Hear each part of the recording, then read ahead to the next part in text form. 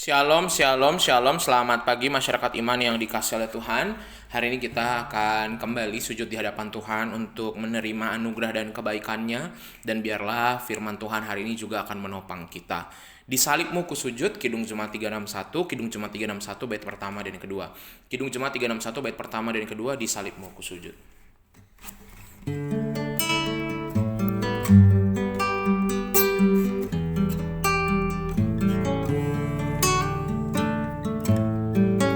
Di salibmu ku sujud, miskin, buta dan lemah. Yesus kau harapanku, agar aku selamatlah. Ku percaya padamu, anak domba Golgota.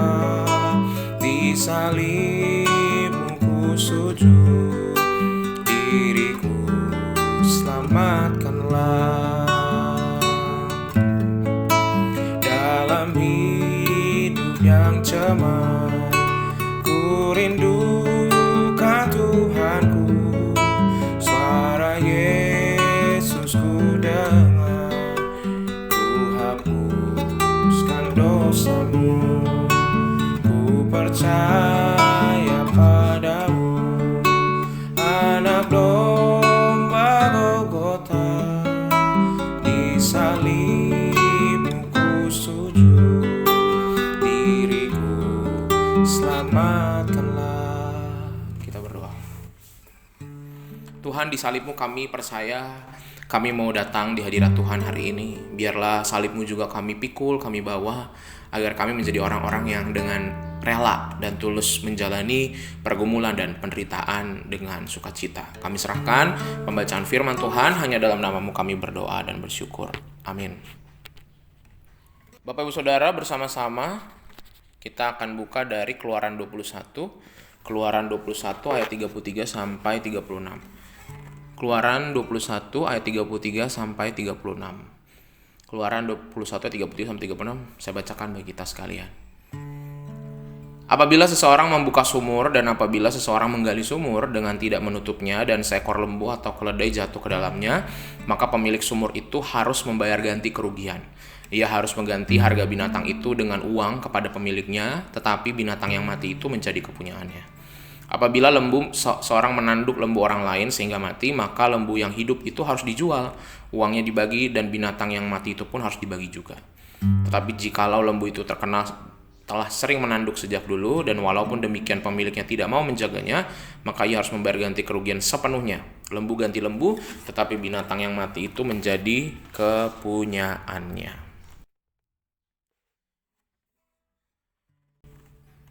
Bapak Ibu ingat dulu ketika pernah nggak ya dititipin anak, ya, entah itu pasangan kita menitip anak kepada kita waktu kecil, entah itu ada saudara nitip anaknya ke kita, atau mungkin di gereja anak sekolah minggu dititip ke kita, atau anak tetangga dititip ke kita.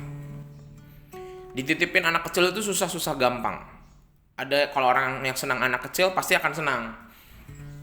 Tapi bergantung lagi kembali ke anaknya. Kan anak itu rupanya dari kecil udah punya karakter beda-beda. Ada anak yang kalem, dititip itu nurut aja, disuapin nurut, diajak bercanda nurut, diajak ketawa nurut. Tapi ada yang kerjanya ngamuk-ngamuk, ngereok, nangis-nangis, disuapin ngamuk, dikasih makan ngamuk, diajak bercanda ngamuk. Itu baru soal anak kecil, belum soal sesama kita. Bertanggung jawab terhadap sesama kita persoalan yang lebih sulit. Dalam hidup kita ada banyak sesama yang Tuhan titipkan kepada kita. Ada teman gereja, ada pelanggan, ada keluarga besar, ada pasangan, ada anak, ada orang tua, ada saudara.